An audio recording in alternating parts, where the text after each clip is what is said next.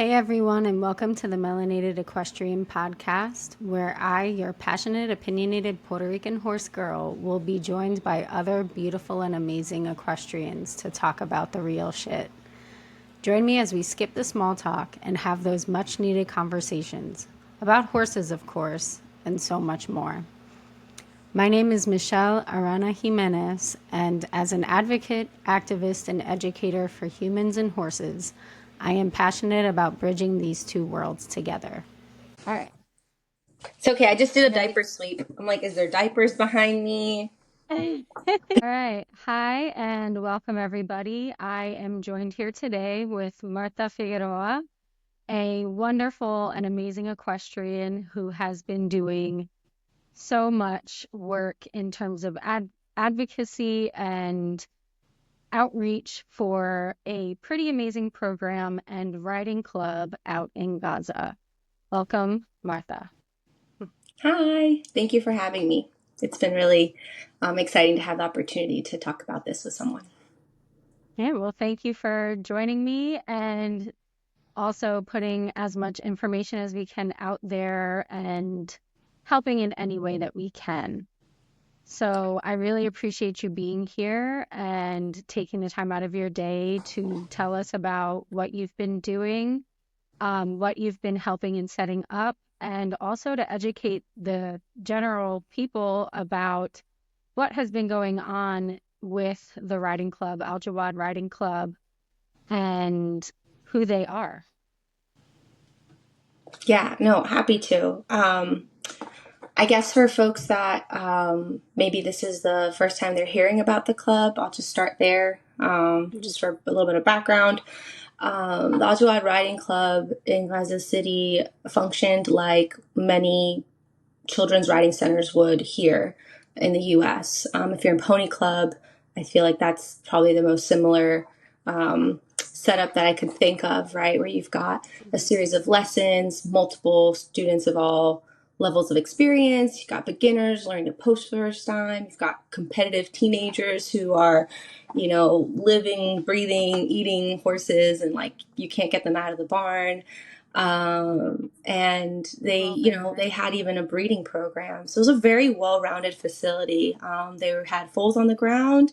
They had their eyes set on producing athletic horses for the show jumping circuit there.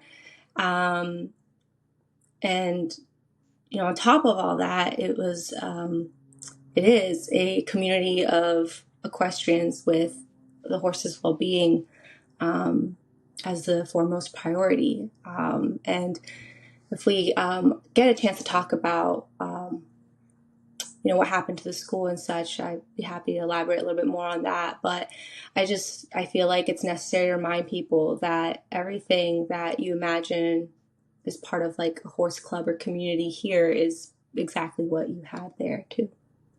Mm-hmm. And you and I had spoken about it too on another occasion where, yes, it was this or is this absolutely amazing equestrian facility and had all these great programs, but it was actually so much more than that. Yeah. And so I'd love for you to elaborate on that too, because that was something that really just hits you in a different kind of way. Yeah, so depending on what discipline you participate in, there is a sense, I think, at a lot of riding academies or centers that if you're not on a horse, you don't need to be there. Like, you need to get out. You're in the way, you're a nuisance. Please go back to the parking lot. Like, I felt like that at places before. Basically, if you're not a boarder, like, hit the road. And one of the things I think stands out about the Aljawad Riding Club um, is that they were specifically creating an environment that was family friendly. Meaning that, like, yes, maybe one of your kids was an equestrian or an aspiring equestrian, but if you had someone else that was smaller or just not into it, they had this like little playground set up for the small ones. They had, I think it's called picket ball. Is it Pickleball, called yeah. pickleball? My mom, It's like my tiny mom loves tennis. pickleball. Yeah, it's like a really popular thing now. I haven't played, but they had courts for that set up, and they were running tournaments for the kids. So like one of my favorite videos is there's a bunch of kids like in their riding getup, in their jodhpurs, in their tall boots, and they're like running around playing pickleball. Like they haven't even changed out of their clothes yet. Right.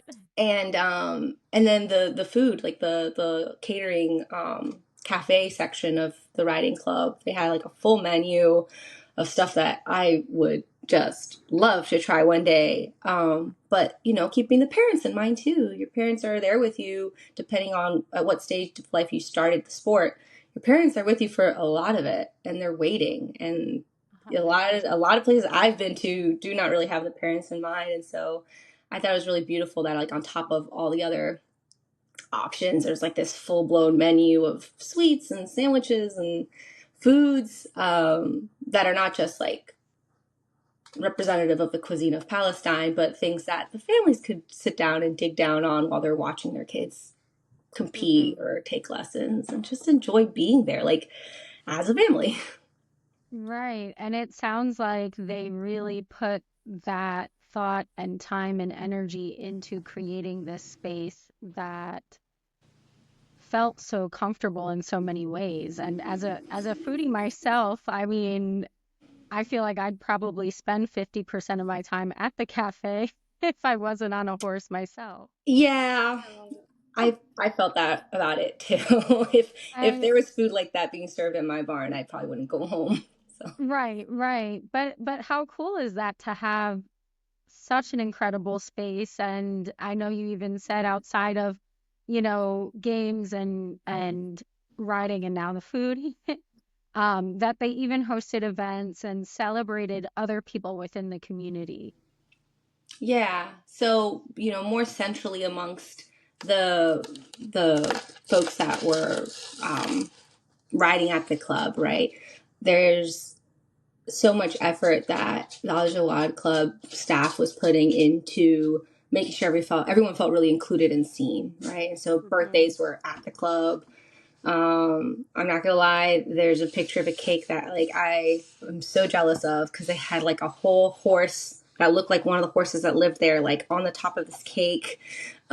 So birthdays are there and graduation celebrations are there and um, any sort of major accomplishments at school were celebrated there, which I Mm. recognize is really important because just because you ride with someone doesn't mean that you go to school with them. I know I ran into that a lot growing up. It's like my friends are people from other counties or people who I didn't go to class with. And so having that shared time, especially for kids of different ages, to acknowledge, how hard academic pursuits are and to just support each other and celebrate each other and then get the families together. It's just such a special and unique thing that speaks a lot about what they were building. And then outside of just the members themselves or people who were riding, the Aljawad Club had already begun to do community outreach, right? So things like breast cancer awareness days and inviting community, non-horse people to like come spend time with the horses, come hang out with the horses. You don't even have to ride. You can come just enjoy being here and, get some awareness or education around breast cancer and what we can do to prevent it. There was programming with a partnership organization that focused on children with like physical and mental disabilities, and helping start what would become like a horse therapy program. There's an interview of that floating around, where I think we've spoken about this briefly in another context, but like horse Right. therapy and equine assisted education is like a whole different thing that is so valuable for its own set of reasons. I just think it's really beautiful that 100%. like that was already the direction that things were starting to take. Um, Right. so so that this club wasn't specifically just for the folks that were already attending there, but essentially becoming this hub for everyone that was around it.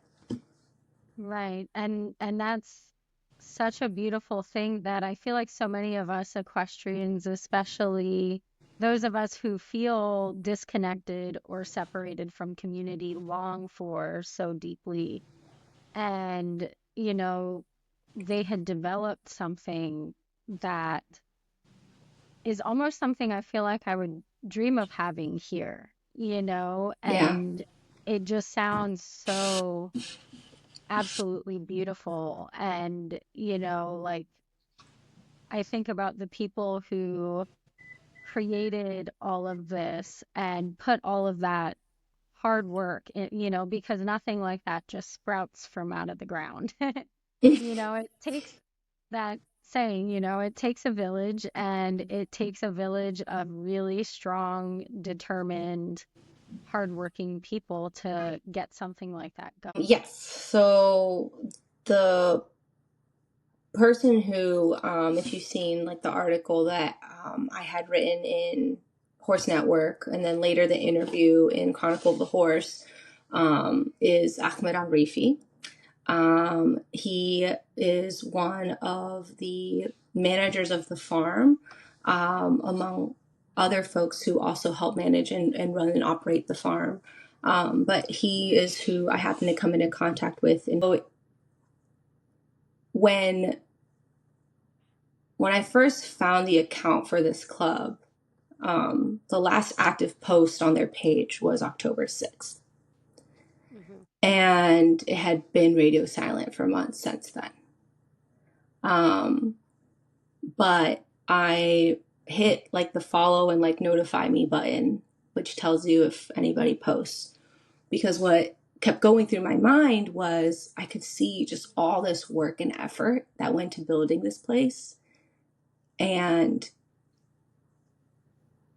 I wish so badly to know and understand more and recognize that for multiple reasons, like access to this story and the impacts that it was having, like this place was having on people's lives, um, felt like really fleeting, right? Because very real things are happening, like internet access being cut off and people's homes being destroyed, which means you lose your laptop and you lose your computer and you lose your cell phone. And what people forget about all that is if you lose all those things, you lose access to the stories. Right. Right. And all that's left is what someone can remember and retell themselves, which is why storytellers are so precious and so important in so many ways. And so I hit follow, and one night it went live, like the little circle saying someone reposted a story. It lit up. Oh. And I clicked it, and it was a story of a couple of kids and what looked like instructors based on the uniforms celebrating and like jumping and cheering in the middle of the show jumping ring, like late at night. Hmm. And because there's this thing called hope, I was like really hoping that somehow everything that I had seen, like the hours and hours of destruction that I had seen at this point for months had somehow like gone around this Right. place, Right. It was a and that this video protective was bubble. live. Yeah, I don't know. Right. It was like, it's not impossible, you know? Exactly. And so I wrote to ask if the video was like current.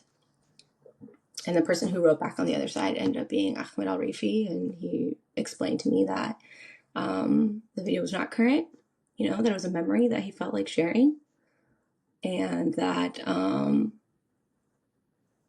the horses from the photos and the videos that I had been looking at and watching over and over again at this point were all gone. 36 horses, mares, geldings, stallions, foals, that just were not around anymore. It led to this consistent feeling that the global horse community should really know that this place is there, that it shouldn't be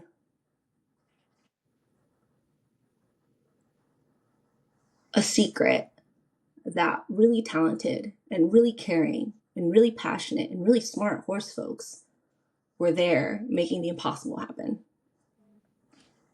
It feels like that's something more people should know about. Absolutely.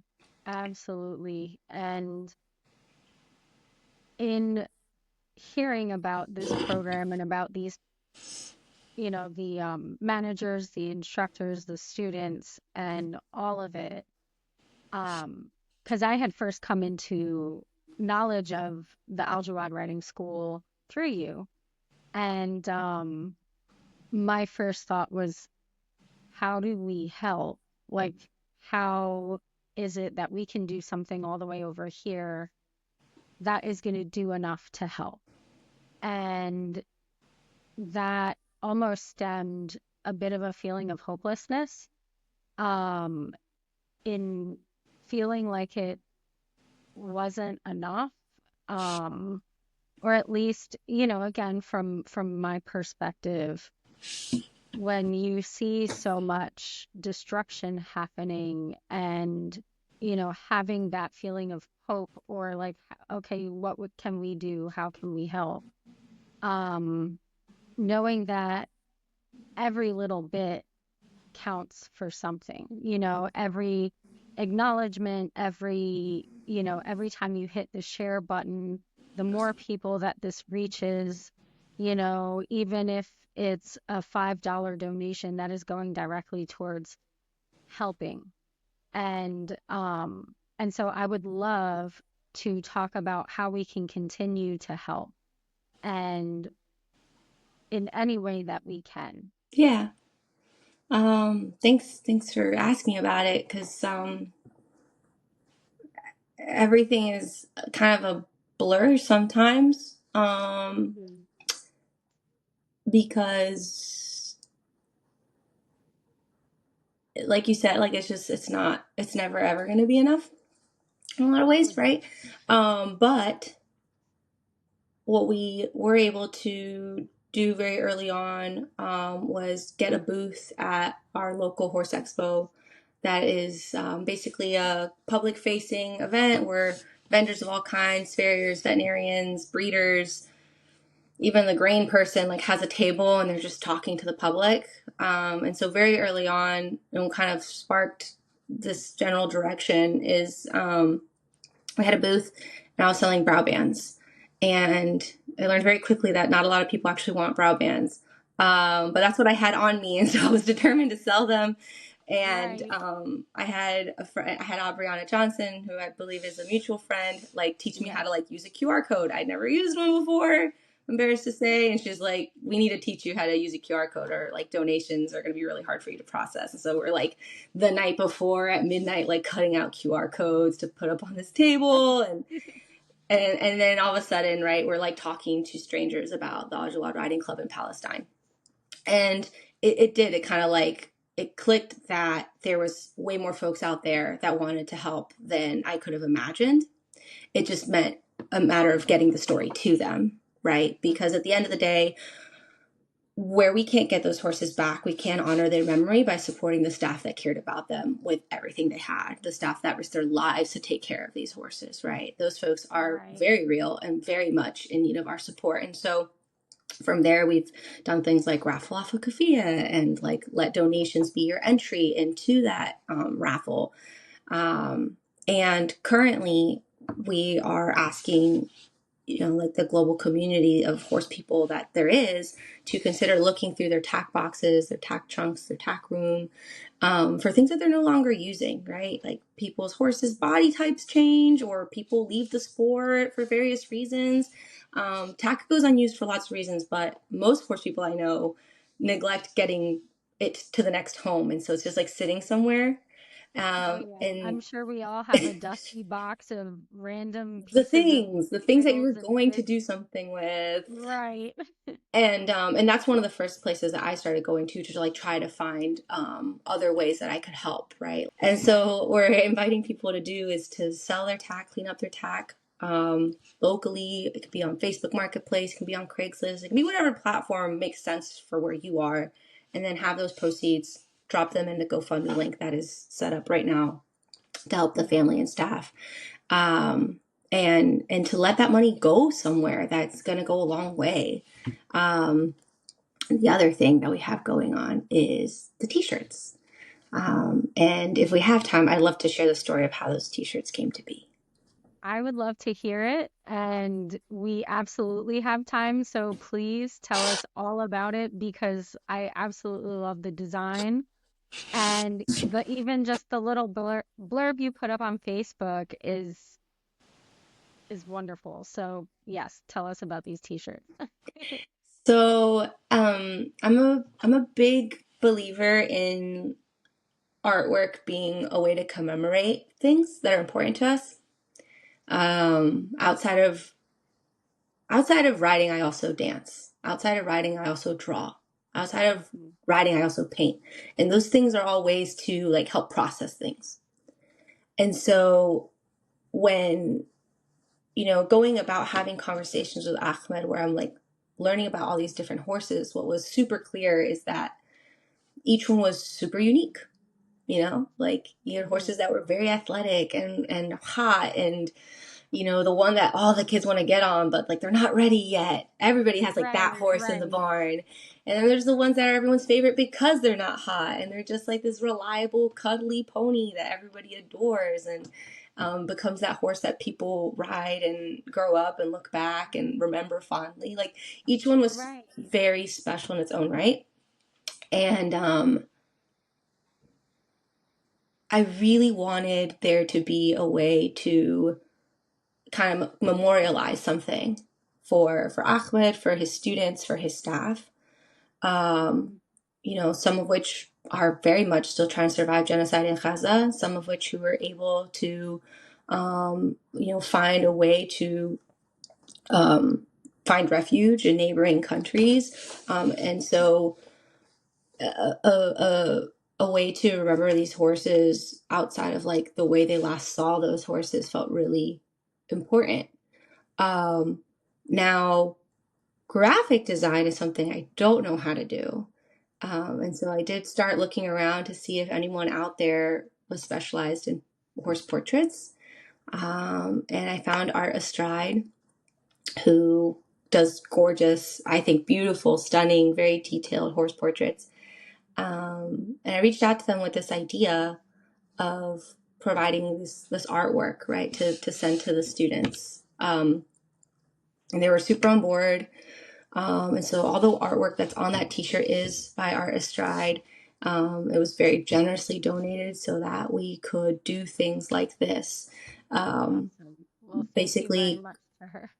yeah, yeah. If you're watching, thank you again because it's gorgeous, and it made it so that we could bring this into something we could to that we could use to continue to spread their story and help Coach Abed and the other staff members who are still there. So the shirt on the back, unfortunately, there's not enough room for 36 portraits, and so the question I got recently was, are those the 12 horses that live there? The answer to that is no, there was more.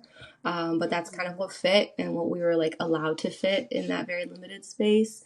Right. Um, and so the back features 12 of the horses with their names. I recently made a post like showing the side by side. So if anybody wants to see like what these horses look like, you can go over there and see that. And then the front has the club's emblem in like black instead of the regular filled in marigold yellow. Mhm. And the location, because at the end of the day,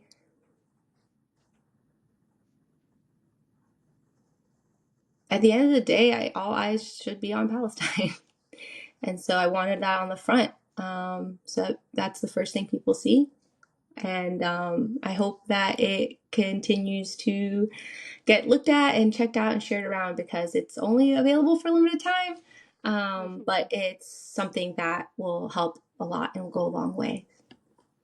For sure. And it began, what was it on the 5th of this month?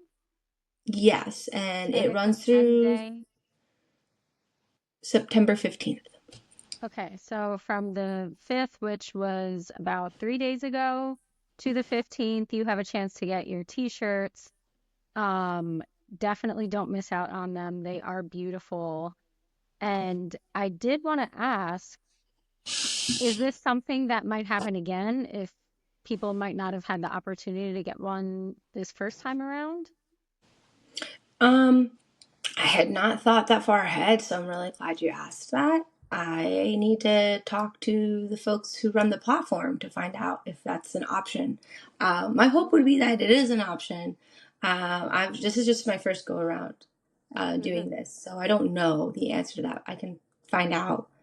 But Okay. that leads me to something else I'd kind of like to mention, if I can, Yeah, yeah, let's hear it. is, well, it's that like I want to clarify I'm not like a fundraiser by Mhm. like profession. So a lot of this is just like reaching out to my friends who I know how to do this and like asking them for help and like asking them how to do this. And so I just want to point out that there's a lot of folks behind the scenes that I've been like pestering and asking and pestering and asking for help with everything from whether it's like printing a QR code to like how to do international money transfers. Like there's just so many folks who have really been supportive in this. And so for anyone out there who like wants to become more involved, like I would love to be that person for someone else. And Mhm. so if they're watching this and are like, I just don't even know what I'm supposed to be doing right now. My inbox is always open. Yes. And what would your advice also be for those of us who want to start helping, but again, might feel either overwhelmed or lost in terms of where to even start? What are some small things that people can begin to do to help as well? If you're a horse person, buy a shirt for somebody you care about, gift it to Hmm. them. It's something that I think will help foster a lot of really healthy conversations. I Hmm. know that that is something really powerful that we overlook is like a lot of what I see happening right now is a dehumanization, right, of a community. And first and foremost, right, like these are people. And so buy a shirt for someone you love.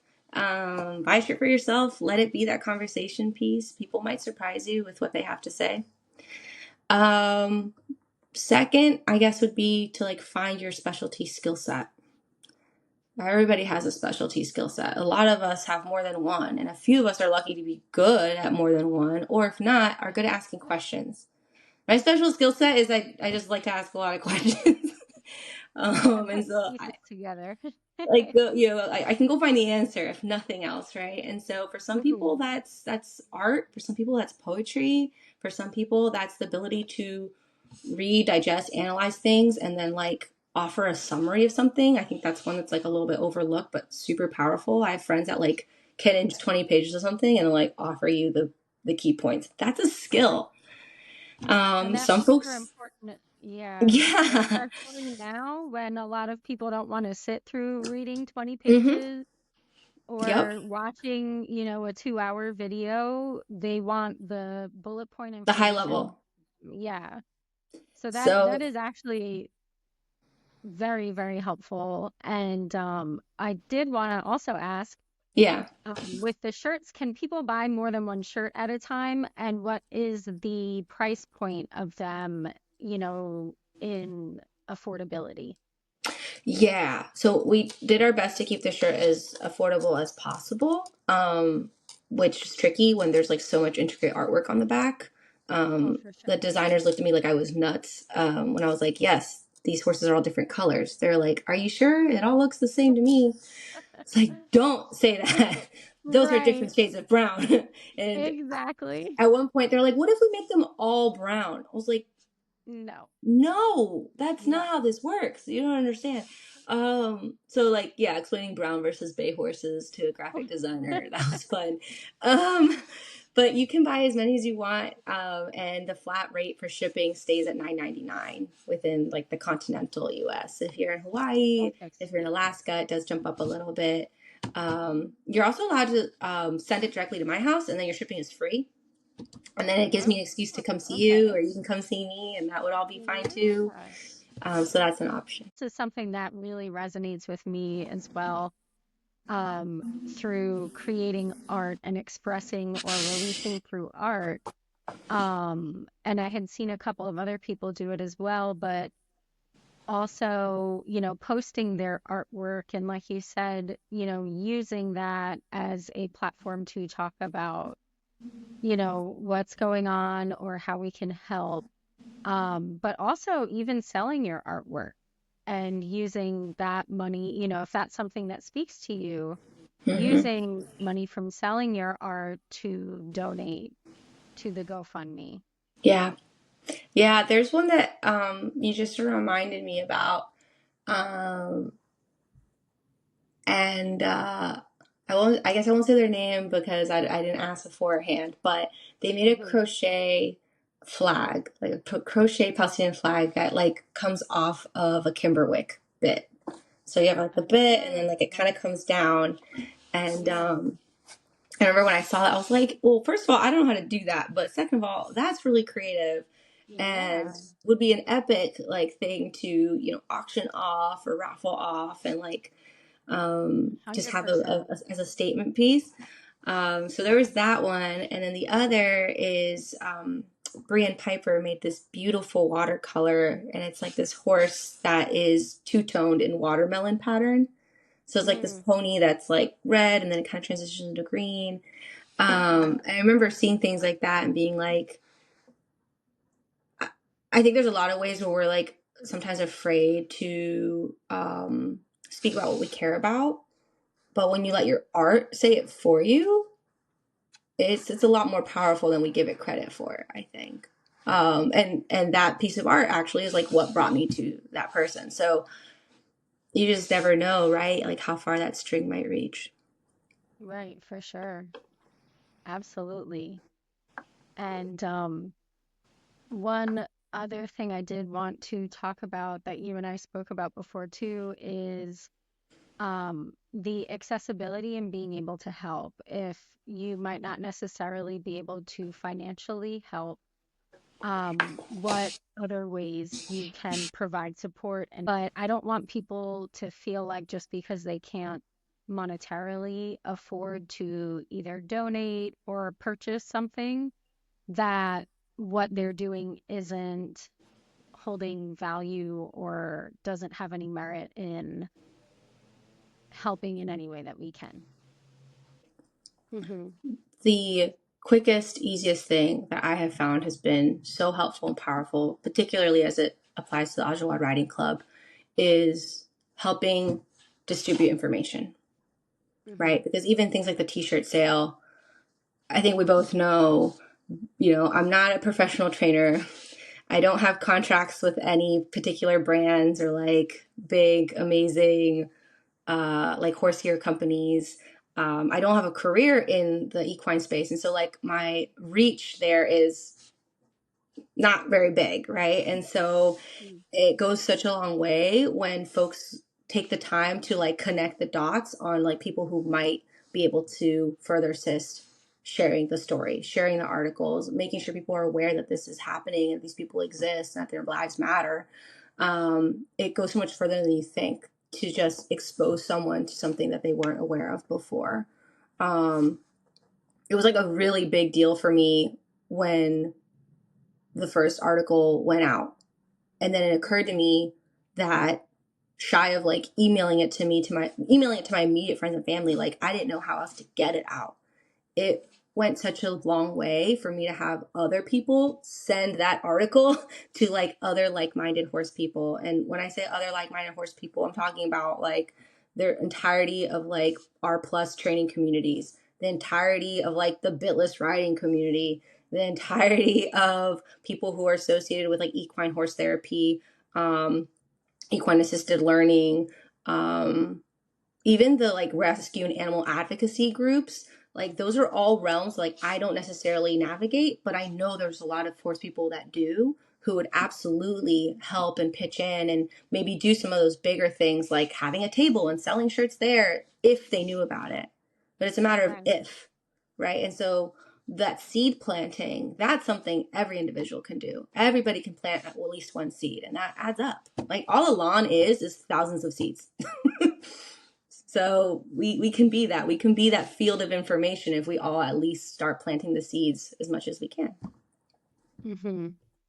And in setting up tables and booths at equestrian events, um, and spreading those seeds a little bit further, how is that, like, how would someone go about doing that? Like, that was something that you had done early on.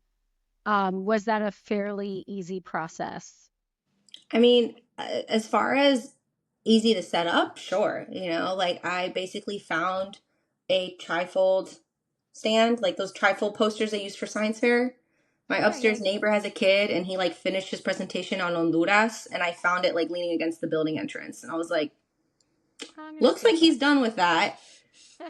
Peeled off all the pictures of Honduras, put on all the pictures of these horses, Hmm. put a title on it, and then signed up to be a table. And a lot of these places will let you have a table for free. So after that, it was like, okay, buy a tablecloth, see what I have available to sell, put up posters to allow people the option to donate instead. So Hmm. like it wasn't hard from that perspective. I say what was hard, honestly, is allowing yourself to be out there in front of people Hmm. talking, like allowing yourself to share something that like yeah is tragic but also brings a lot of hope. Hmm. That's probably the challenging part. Everyone else is like selling bedazzled rhinestone pocket booty pocket breeches and you're over there telling them about how Right. these 36 horses lost their lives and why taking care of the people who remain who have loved these horses and cared for these horses is so important. So I don't say that to say that it's easy or hard. Like all of that is subjective, right? Because at the Right. end of the day, we're here and we're not like at risk of starving. We're not at risk of having Right. our house fall on us, right? Like I try to like keep myself in check whenever I start thinking something is too hard. But in any case, if anybody is interested in that, but just needs like a little bit of support and like how to organize it, or even how to like reach out to the expo to explain what their table's about, because that's something I ran into. I was like, oh, how do I explain this? Right. Right. Because In I'm a not way that is going to get somebody's attention rather than have them go, "Oh, that's a little too much for me right now. I'm here to have fun." right, I right. feel like when it comes to having those hard conversations, a lot of times people are like, "I don't know if I want to hear that right now."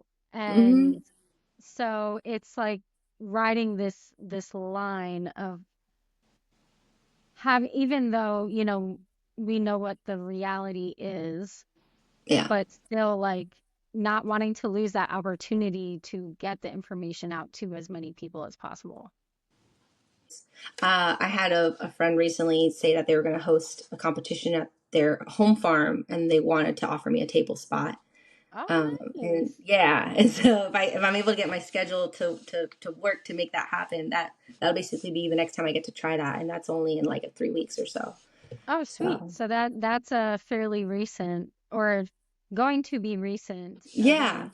yeah, And maybe that's something we can add the information to if there are people local to your area that want to come and support and, help in talking with other people while I mean, the more the merrier.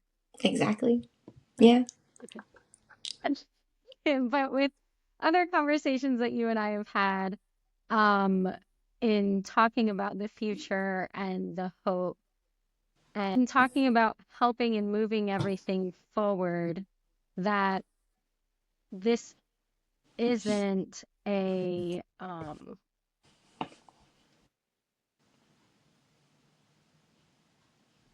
of course everybody needs help immediately right now, but Mhm. not just focusing on the despair and destruction, but also the future.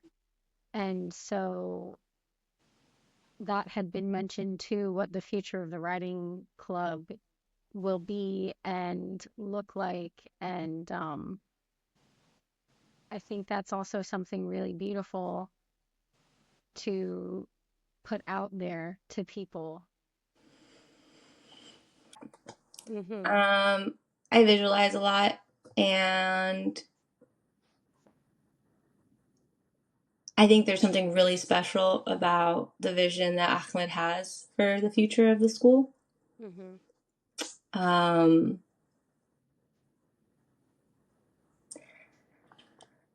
there is such a gift to understanding the power of horses when you are in a really hard place. And it's probably the one topic I think most horse people agree on. Like, people disagree on a lot. The training Right. methods, the equipment, what they eat, what they don't eat, when you blanket them, when you don't blanket them, which disciplines are okay, which ones are not. Right. But everyone, I think, agrees that when you're grieving something or entering a new phase or accepting something, Mm-hmm.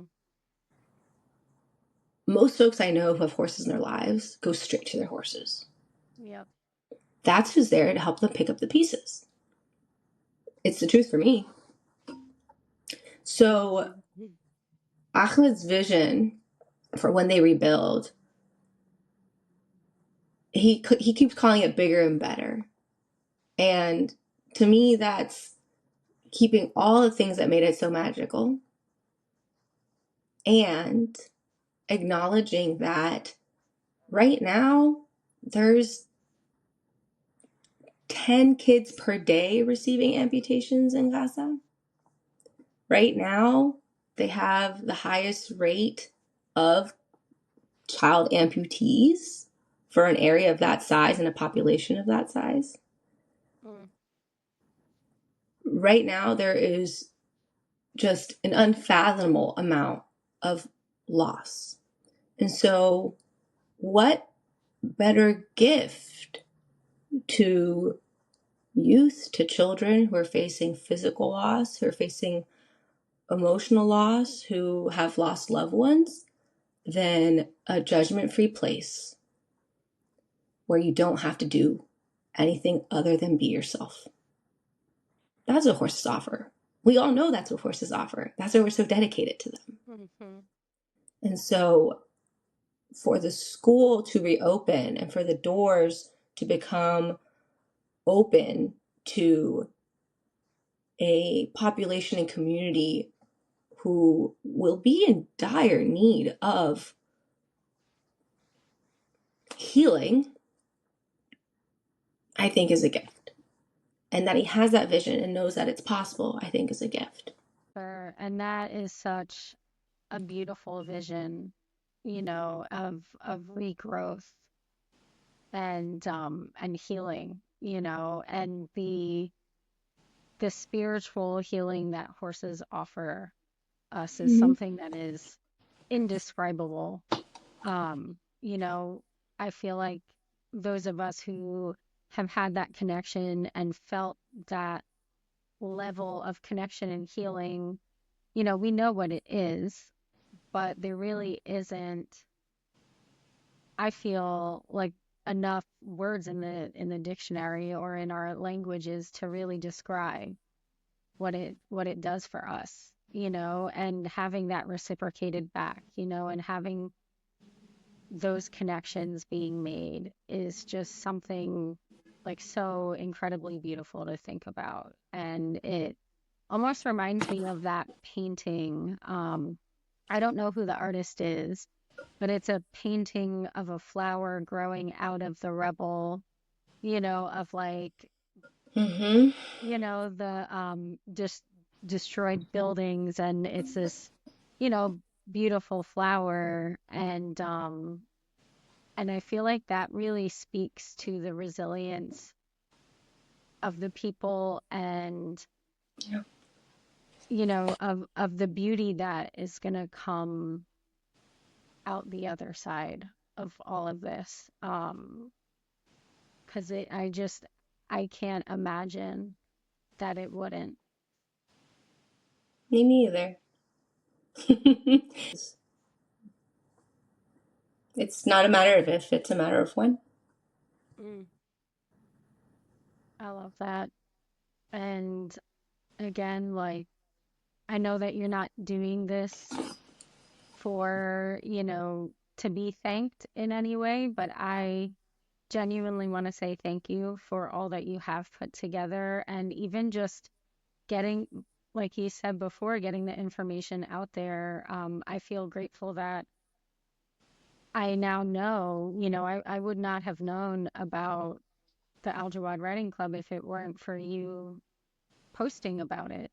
It is very important to know as much as we can and to educate ourselves as much as we can and do the best that we can to help in any way. So, I also wanted to take a moment to ask our viewers and listeners to like and subscribe to this channel to help in continuing to spread and raise awareness of the resilient equestrians in Gaza from the Al Jawad Riding Club. Please click the link provided below to access more information on how we can help as well as where to send donations. Again, any little bit that you can do, if you have some musty, dusty tack that you just got to get out of the closet, out of your barn, clean it up, post it for sale, any and all of that absolutely helps. And if you can buy a t-shirt, buy a t-shirt. You can wear it to the horse show. You can wear it to the Yep. feed store. Mm-hmm. You can wear it to the tack shop. Anywhere. Anywhere. Absolutely anywhere. In the grocery store.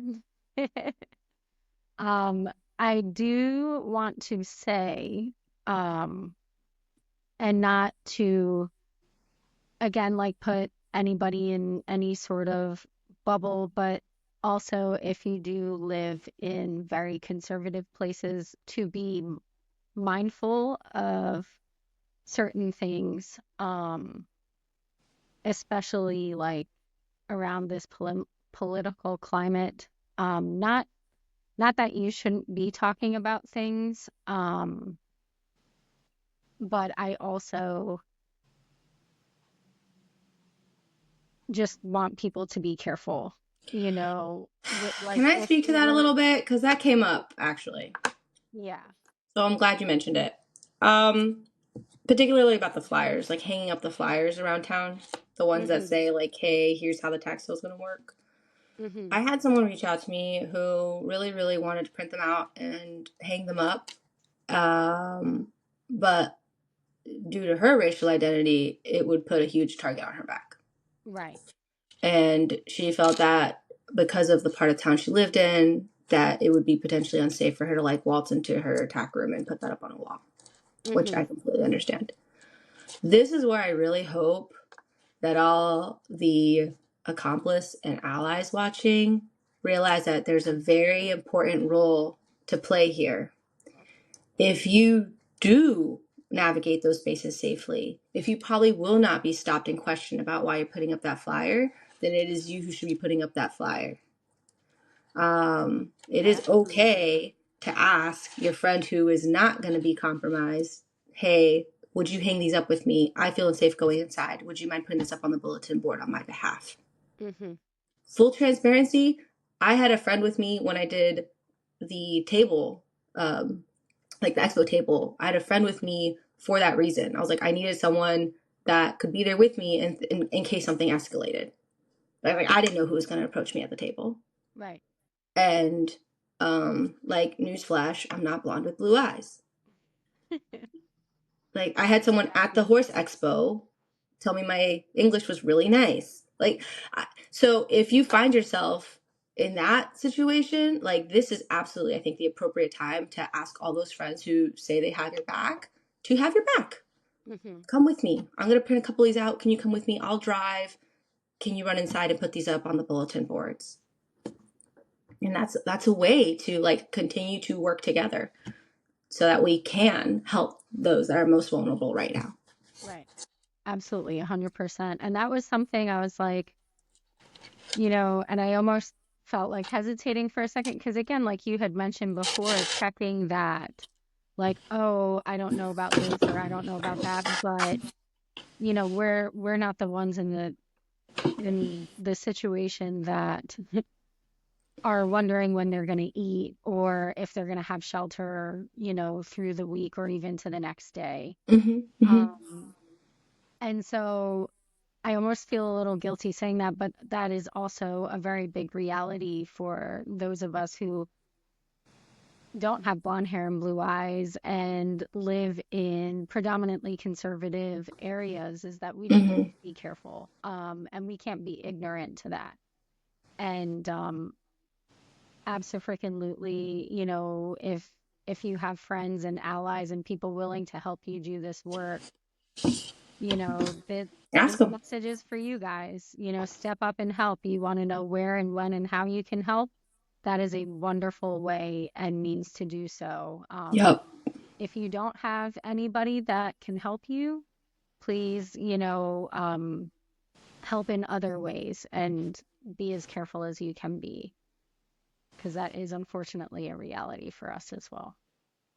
Again, I want to say thank you so much for joining me in having this conversation and providing all of the amazing information that you have provided. You are an incredible person and have done and invested so much into this to make it feel easy for so many of us that might have so many questions. Thanks for having me. This was special, and I hope folks get to learn a lot from it. I hope folks come back to this channel regularly. You have a lot to offer as well. And yeah, I'm always here and happy to answer questions. So you can reach out anytime. Thank you. Thank you so much. And I want to remind everybody again that we'll be providing a link with a lot of the information in how to help, where to access the GoFundMe, as well as the t-shirt fundraiser. So thank you again, and I will talk to you soon. Talk to you soon. Bye.